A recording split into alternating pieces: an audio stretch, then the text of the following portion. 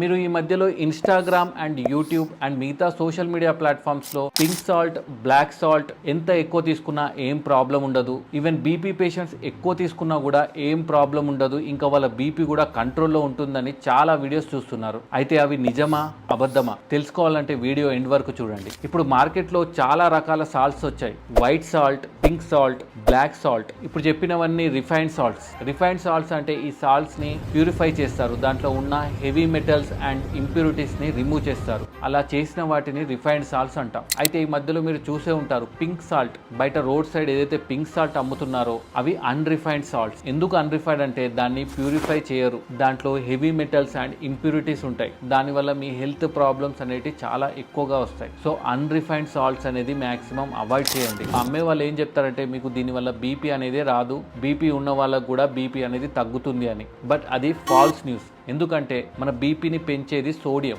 Normal refined salts and ఈ road side దొరికే pink salts లో డిఫరెన్స్ ఏముంటుందో తెలుసా? ఈ రెండిట్లో సోడియం క్లోరైడ్ అనేది చాలా తక్కువ డిఫరెన్స్ లో ఉంటుంది. పింక్ సాల్ట్ తీసుకున్నట్టయితే దాంట్లో ఐరన్ కంటెంట్ అనేది నార్మల్ సాల్ట్ తో కంపేర్ చేసుకుంటే ఎక్కువగా ఉంటుంది.